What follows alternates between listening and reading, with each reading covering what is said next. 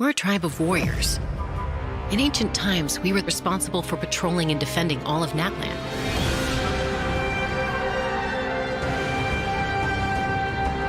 So Ochcon's still managing to sow discord, even after all these years. If you want to resolve a conflict through dialogue, sometimes you need a third-party facilitator. At this time and place, I'll bet the easiest person to find is... His spirit has gotten lost and can't find its way back to his body. I just want to rescue someone, and Granny won't let me.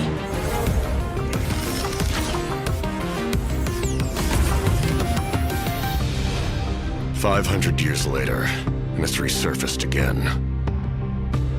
I worry that we risk repeating the mistakes at the Cinder City. As long as the soul is involved, I should be able to help. Be free! Take me up!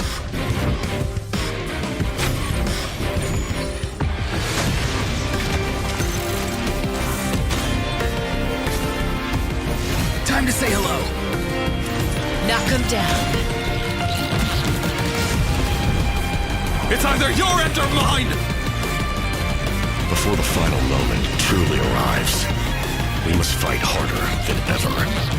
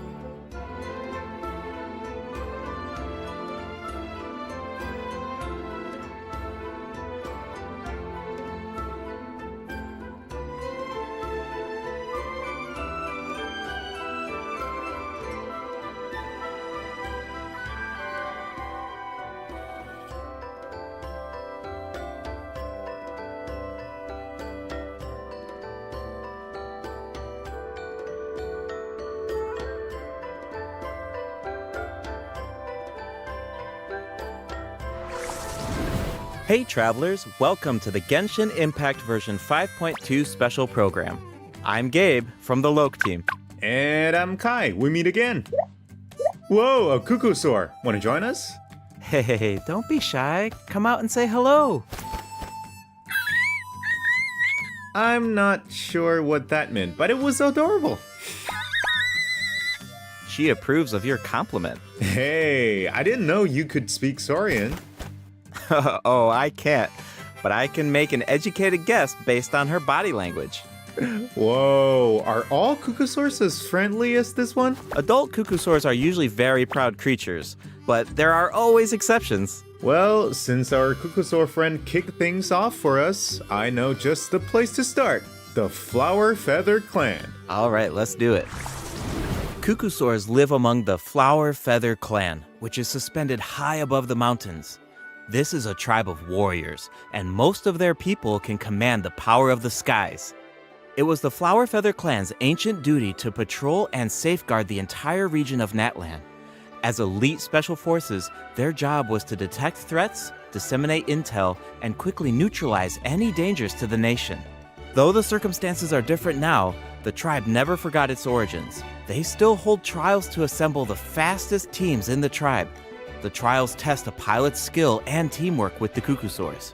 Oh, I'm so pumped about these Cuckoosaurs. Yeah, Cuckoosaurs are the proudest out of all the Saurians. They know that they're the kings of the sky. Cuckoosaurs can consume phlogiston to climb higher or perform a horizontal roll in midair. Holding the sprint button allows them to enter an accelerated glide state after a horizontal roll. In addition, they can even use phlogiston wind tunnels to quickly cover great distances. Okay, so I'm assuming that Cuckoosaurs are really hard to tame.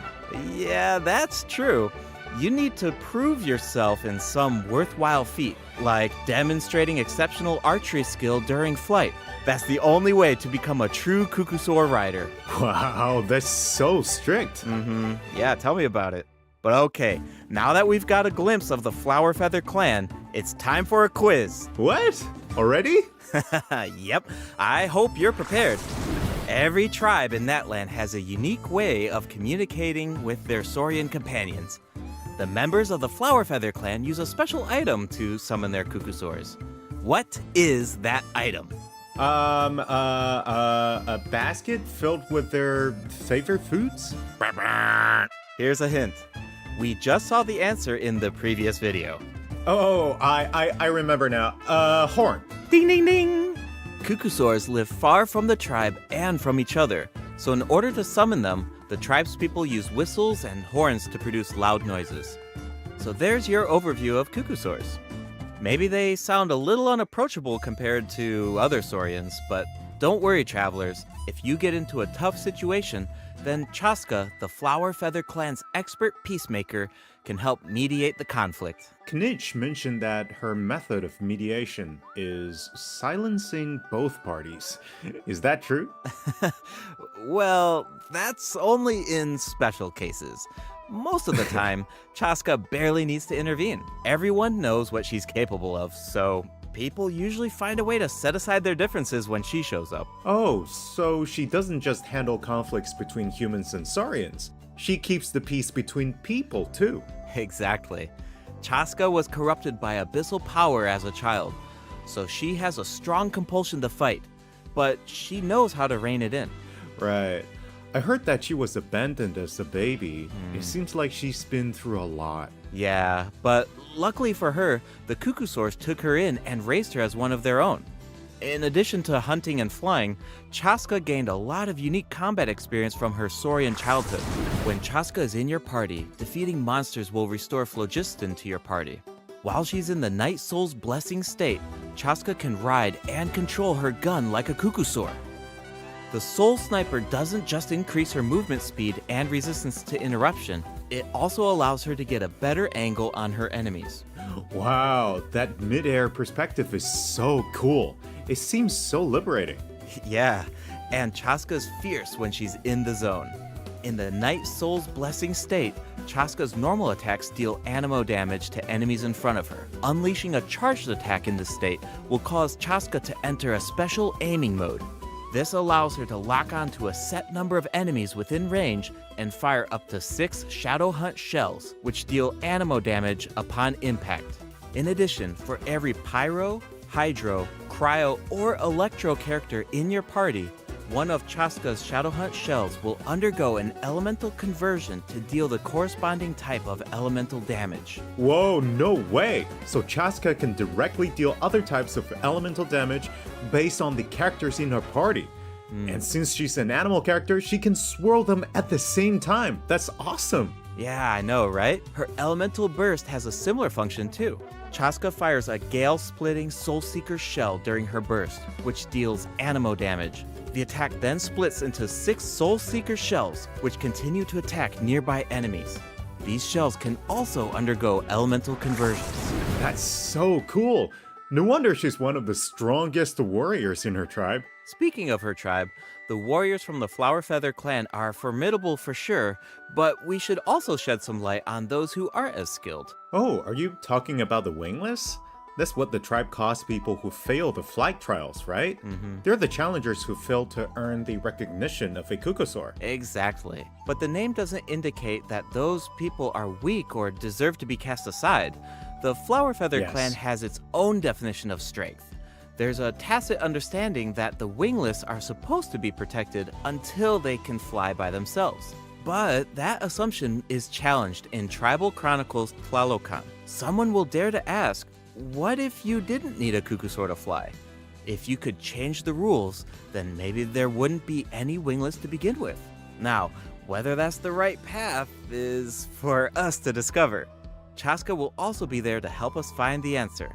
So, be sure to check out Chasca's Tribal Chronicle if you're interested in what happens. Is there anything else that you can tell us?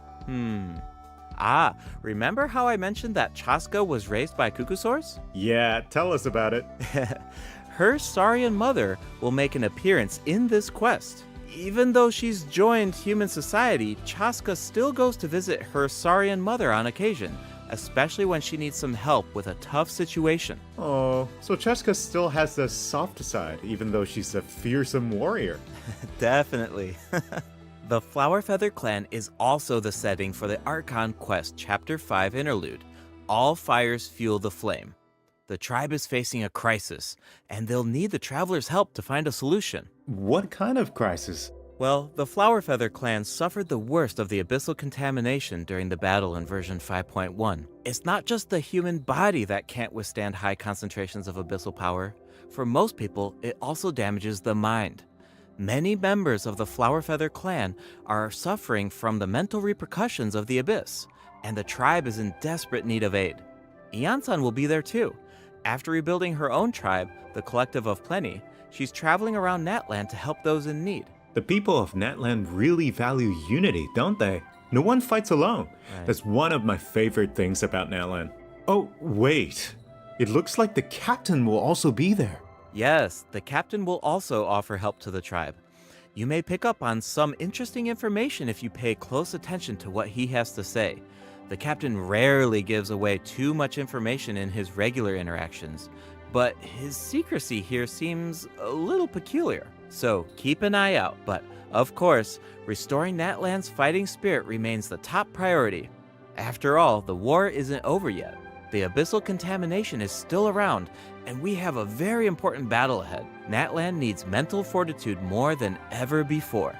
The Flower Feather Clan is pretty close to the Masters of the Nightwind, where the Ictomosaurs live. That tribe could be another good place to recover from the battle. Oh yeah, let's check it out. If you head west from the Stadium of the Sacred Flame and go past the towering walls, you eventually arrive at the settlement of the mysterious Masters of the Nightwind. The tribal settlement offers a unique glowing landscape at night. If you venture even further, then you might encounter the tribe's Wath Ictomosaur Elder or one of the many shamans who can communicate with spirits. I even heard that the witch doctors who live there can help cleanse your spirit. Plus, the graffiti art is really incredible. In fact, there's something special about this one. Can you figure it out, travelers? It's kinda tricky, right? Well, don't worry, the Ictomosaurs can help us out. Ictomosaurs are known for their wisdom. They can use their unique sight to detect things that can't be seen through normal means. Whoa, okay. Right. Ictomosaurs are especially skilled at detecting ley lines and phlogiston. They can absorb power from phlogiston objects to enhance their abilities. Doing so allows them to jump higher, move faster, or even obtain surprising rewards. Ictomosaurs can also extract information from graffiti art to create special objects. Oh, I bet that'll come in handy for solving puzzles. Definitely, especially in Tribal Chronicles Mictlan, which will become available in version 5.2. The first two acts feature a lot of intriguing puzzles, so be sure to check them out, travelers. Some of them will require the help of an Ictomosaur, and others can be solved on your own. I noticed that Ictomosaurs can perform fast-paced jumps when they have enough phlogiston, and it looks like so much fun. Do we know anyone who can use that ability? Besides the new Saurian, I mean. Yes, Ororon can do it too. Like the Ictomosaurs, Ororon has the ability to rise into the air. He also has a keen sense of perception. While charging an aimed shot, Ororon will enter the Spirit Speaker state, allowing him to extract power from Natlan's graffiti and runes. Speaking of Ororon, I was honestly super surprised by his personality. Before the 5.1 Archon quest, I thought that he looked like a stern, stoic, and harsh type of character.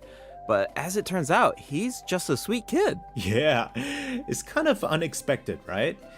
Is he really that sweet though? Just to think about all the sneaking around behind his granny's back. Ah, true. The tribespeople of the Masters of the Nightwind are known for being eccentric. But Ororon really takes it to the next level. Yeah, it sounds like he does things his own way. I wonder if that extends to his combat abilities. It does! Ororon is a bit different from the Natlan characters we've met so far. He doesn't need to depend on the Night Soul's Blessing state to gain Night Soul points, and he can maintain the Night Soul's Blessing state even while he's off-field. Ah, that does sound different from the other Natlan characters. So how do his abilities work? Let me start by explaining how Ororon gains Night Soul points. This can happen in multiple ways. For example, Ororon can gain Night Soul points when one of his party members triggers a Night Soul burst. He can also gain them when other party members deal Hydro or Electro attacks to enemies after Ororon unleashes his elemental skill. Oh, then it sounds like he works well with Hydro and Electro characters. Yep.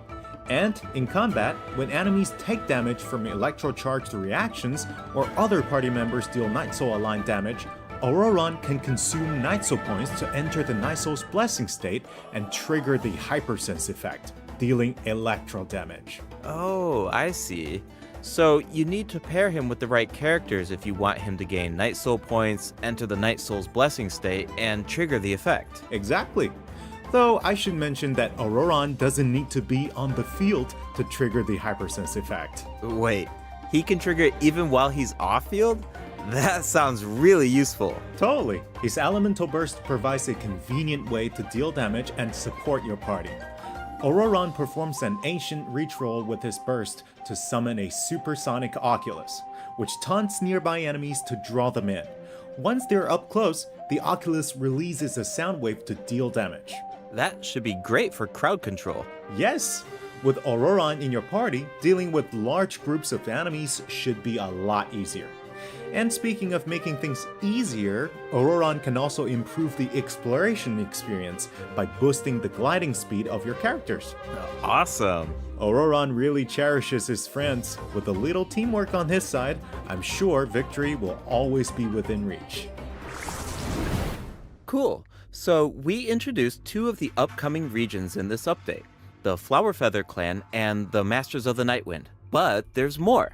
Version 5.2 actually introduces another new region. It's called Natlan. Oh, I think we caught a glimpse of this ancient city when we were looking at the Flower Feather Clan. It's really beautiful from far away, but those clouds look kind of ominous. It looks completely abandoned. Is it dangerous? Yes. This is a restricted area in Natlan due to its severe abyssal contamination, and it seems uninhabited. Over the years, many adventurers have come here in search of treasure or to slay the dragon. Unfortunately, none of them have ever returned. The Flower Feather Clan often sends riders to patrol the area and to prevent people from getting too close. Wait, did you say slay the dragon? Yeah, I know we introduced some adorable Saurians earlier, but this creature is actually really terrifying. It occupies this ancient city and guards it fiercely. If it detects an intruder, then it will attack without hesitation. Okay, that's pretty concerning. It's easy to take human-Saurian coexistence for granted these days, but it actually took generations of effort to reach this point. This relationship wasn't nearly so harmonious in the ancient past. Travelers will need to explore Natlan to uncover the reason behind this dragon's rampage. Of course, travelers won't have to do this alone. Here, take a look. Oh, what's that? This is a very important companion who will help us explore Natlan. His name is Kokoik. As for his power, well, why don't you take a guess? Okay, is he our moral support? You know, maybe he could make a cute noise every now and then to cheer us up. Hey, let's not put our Tapetlosaur friend out of a job. Little one works really hard. Okay, then I've got nothing. Remember how I mentioned that Natlan is heavily corroded by the abyss? Well, that's where Kokoik comes in. We can use his power to clear abyssal contamination. Follow the direction indicated by his light to collect secret source scraps and enhance his power. Once Kokoik has enough power, you can take him to track down the evil dragon. What a useful little guy. I know, right? Now, travelers can explore Natlan with two companions, Kokoik and Little One. In fact, I've heard there's even a special token around here that can enable Little One to traverse a volcano. A new adventure with Little One awaits in version 5.2. This update will bring us one step closer to uncovering the mysteries of Little One's past. Familiar Saurian companions can also help us explore Natlan. For example, with the help of a Kaholasaur, we can evade source mechanism attacks. With the help of an Ikitomisaur, we can solve certain puzzles. With the help of a Kukusaur, we might even be able to chase down the evil dragon. But we'll leave the rest for you to discover, travelers. Wait, are those some kind of lava fish? Does this mean we can fish in Natlan? Yes, but I've got some friendly advice, travelers. You should be very careful while exploring Natlan. Some of the abyssal monsters here can distort their appearance to mimic powerful enemies. High-level monsters such as the tenebrous Papilla can mimic even stronger enemies. Huh? It looks like these monsters take the form of plants outside of combat. Yep, that's true. The Abyss has corroded Natlan's ley lines, allowing these monsters to read the memories inside of them and mimic creatures from Tevat. How do we defeat them? Travelers will need to use elemental attacks to break the enemy's protective void wards. Doing so allows them to take damage and causes them to enter a brief state of confusion. Night Soul-aligned elemental attacks are especially effective against these wards. Wow, the Abyss has gotten so advanced. It's scary to think about how much harder these fights will get if these abyssal monsters continue to evolve. Yeah. Okay, that was a lot of information to take in at once. But before we take our first break, we still have a couple of short announcements. Really short, I promise. First up, limited time exploration rewards will be available in version 5.2. Just like in version 5.1, travelers can earn up to 400 extra Primogems, and the rewards will be available all the way through version 5.3. It's now time to introduce the event wishes. In the first half of version 5.2, travelers can look forward to event wishes from Chasca and Lenny. Ororon will also receive a drop rate boost. And in the second half of version 5.2, we'll have returning event wishes for Zhongli and New Villette. The weapon banner will feature a new 5-star bow, Astral Vulture's Crimson Plumage, and 2 new Natlan specific 4-star weapons. Be sure to check them out if you're interested. Alright, it's time for our first break. Once we come back, we'll dive right into the event portion.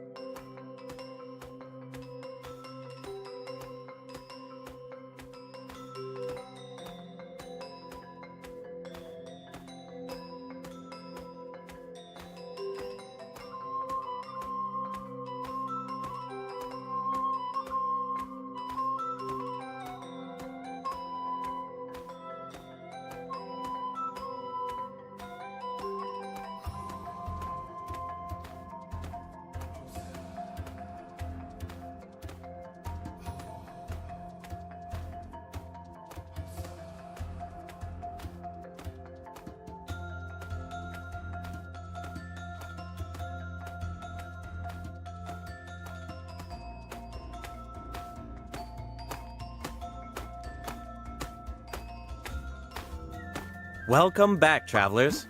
Welcome back! Let's dive straight into the event section. So in the first event, we'll get to learn more about the Masters of the Nightwind. That's right. In the version 5.2 event, Ikitomi Spirit-Seeking Scrolls, travelers will team up with Citlali and Ororon to get to the bottom of a mysterious accident that occurred within their tribe. Travelers will need to complete combat challenges to defeat enemies who try to disrupt the ritual. They'll also need to reconstruct scenes from the tribe's woven scrolls, and gather lost spirits scattered throughout the region. Travelers will only be able to uncover the truth if they collect all the clues. But don't worry, there are also various rewards to earn along the way, including Primogems. Ooh, I really like the vibe of this event. It looks like Citlali is performing some kind of ritual. It's also mysterious. When a situation gets tough, it's Granny to the rescue. Definitely. Citlali and Ororon have some really fun dialogue in this event. I'm always grabbing the popcorn whenever these two interact. They're practically a two-person show. And speaking of fun, let's get into the event gameplay. First up is the Search for Lost Spirits minigame. Travelers will have to work together to herd the scattered roaming spirits into specific zones to earn points. Pay attention to the conditions on the field if you want a higher score. For example, travelers can jump on stone slabs that appear on the field. These slabs will break open and release even more spirits. Storms may also appear during the game. You can track down spirits more effectively if you pay attention to the direction of the storms. In Evil Banisher, travelers will need to select the right teams to complete the objectives. Completing all of the objectives will award you the Banishing Aura, which allows you to deal AoE damage by spraying paint at enemies. That paint really matches the Masters of the Night Wind's aesthetic. It's super cool. Yeah, and so does the Spirit Loom in restoring fragmented records. Citlali will use her powers to reveal special fragments. Travelers will need to piece these fragments together and assemble them on a woven scroll. Make sure that you pay attention to the order and positions of the fragments. Oh, there's something else that we should mention. Travelers can obtain a new 4-star sword by completing this event. The design definitely fits the Masters of the Night Wind. It looks like some kind of ceremonial artifact. I totally agree. Oh, and this event will allow travelers to learn more about Natlan's secrets. For example, this quest will reveal new clues about a mysterious and legendary place, the Mare Javari. Wow, we've been hearing about this place since Mondstadt. It'll be nice to get some new information. On a related note, the Adventurers Guild has prepared a new trial for its members. Active adventurers have been invited to take on the challenge, including the Traveler. Travelers will need to complete various challenges with designated characters and fully leverage their skills to earn rewards. I know you're up to the challenge, Travelers. Good luck! In Mondstadt-related news, the Knights of Favonius are conducting a war game to improve security tactics in the region. And who better to test these tactics than the Honorary Knight? Be sure to pay close attention to the game, since the format has changed this time. Travelers will need to select combat units and stratagems to deploy against the opposing formation. Once the lineup is set, the monsters will fight automatically. Available combat units and stratagems are completely random, just to build some unpredictability into the wargame.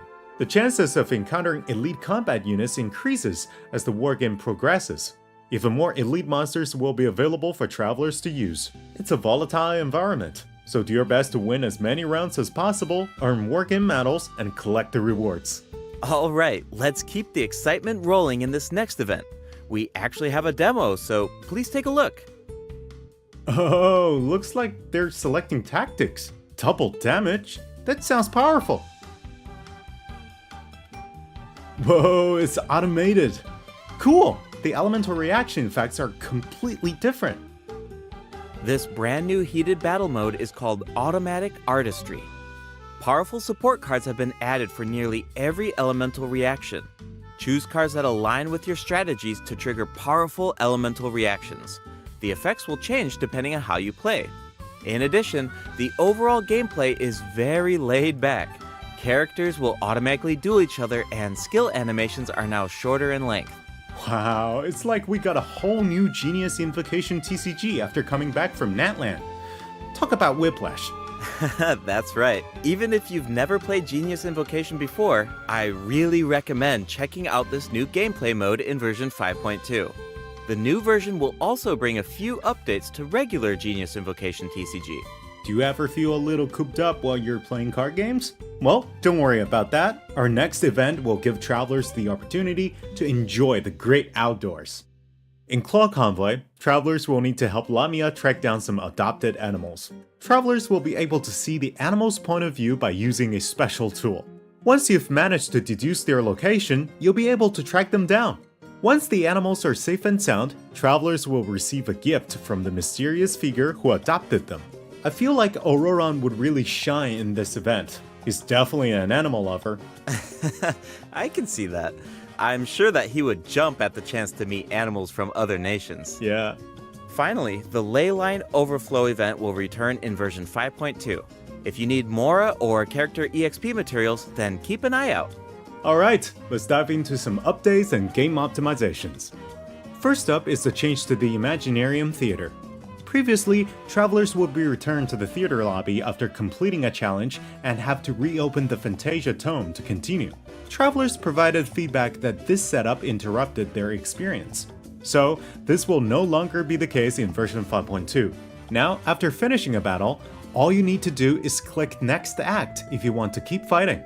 Nice. Travelers can now enjoy the thrill of combat without any interruptions. And for all the generous travelers who like to configure supports for their friends, a supporting caster record has been added in the new update. You can now check which friends have borrowed your supports by looking at the supporting cast screen. Cool. It'll be nice to know that our supports are helping people out. Yup. Oh, and the party configuration mechanic has also been optimized. Besides the elemental filtering, the Imaginarium Theater will now feature recommended role icons, elemental statistics, and markers for the main types of enemies. That is so helpful. I'll occasionally put together a random team if I've just started experimenting with some characters, but this information should make it a lot easier to form strategic teams. These markers will display key information on how to counter enemies, but in a much more prominent position. Hopefully, this change will make it easier for travelers to form the best teams. Yes! Now we can directly see which elements work best against specific enemies. That's definitely going to save some time. For sure. And we can expect even more optimizations in the future as travelers continue to provide valuable feedback about their experiences. Okay, let's introduce the other system optimizations coming in version 5.2. You can now sort 5-star artifacts in your inventory based on when you obtained them, from the most recent to the oldest. Second, the animations for crafting materials, forging weapons, building furniture, and cooking dishes are now shorter in length. That's really nice. The dev team designed a lot of intricate animations for these features, but it can feel a bit frustrating when you have to watch them over and over again. There will also be several optimizations for the Serena Teapot. The seed dispensary can now hold more of every type of seed. You'll be able to purchase wood at the Realm Depot in exchange for Realm currency. In addition, the cooldown for the boon of the Elder Tree will be reduced to 5 seconds. This way, it will be easier for travelers to collect wood. Awesome! I've been meaning to use some cool replicas in my Serena Teapot, but I'm always short on wood. So this should be really helpful. Nice! I'm so excited for you! Oh, and optimizations have been made to artifact locking. The updated lock assistance interface will allow you to configure lock settings with a single click. Just hit Use Recommended Settings and you're set. The recommended set lock plans will even update automatically based on popular in-game configurations. Of course, if you have your own ideas in mind, then you can always disable the recommended plans to configure custom ones instead. The update also allows you to batch lock artifacts in your inventory based on the recommended general lock plan and set lock plans. This will make it much faster to organize your inventory. In addition, a shortcut button that navigates to the lock assistance interface will be added to the Artifact Domain Challenge screen and the Artifact Acquisition screen. This should make it easier for travelers to configure their locking rules whenever they want. A star feature will also be added next to the lock button on each artifact. Travelers can use this feature to mark their favorite artifacts and filter by stars to quickly track them down. Finally, treasure compasses will now be able to locate even more treasure locations, including Sealies and time trial challenges. A quick swap feature will also be added for treasure compasses and Oculus Resonance stones. Enabling this feature will allow travelers to more easily use these devices across regions. The feature will automatically switch to the compass or stone that corresponds to your location in the game. Awesome! Be sure to check out future announcements for more details on the version 5.2 optimizations. Alright, that was a lot of info, so this seems like a good time for our second break. It's time for the third redemption code.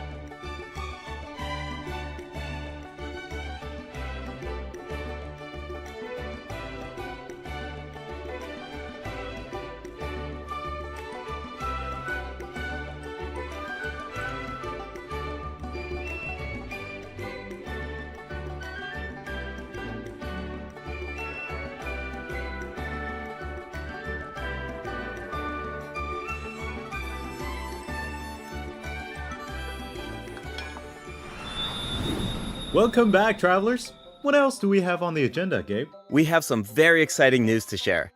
After the version update on November 20th, travelers will be able to play Genshin Impact on the Xbox Series X and S. Log into Genshin Impact on Xbox Series X and S consoles to receive the Wind Glider Wings of Fate's Course Intertwined. Additionally, Xbox Game Pass Ultimate members can play Genshin Impact via cloud gaming. They'll also find extra rewards in their in-game mailbox. Awesome. Alright, that should be everything. That means that we've reached the end of the special program. Is there anything that you want to say before we go, Kai? Yes, I'm really looking forward to all the new characters. Chasca and her weapons seem really incredible. I'd love to see how her Tribal Chronicle unfolds because she has such an amazing personality. And Ororon seems like a very layered character. The storytelling is definitely going to shine. What about you, Gabe? Yeah, I'm just so excited for players to experience more of the Natlan storyline, and we have so much to explore this time. I mean, 2 new tribes and a new area as well. And one thing I've always loved about Genshin Impact is how it's multi-platform. Like, I'm always logging in on different devices depending on where I am, so it's just exciting to see another platform become available for everyone. Yeah. And yeah, on that note, I hope you have fun with the new version, travelers. Bye. Bye.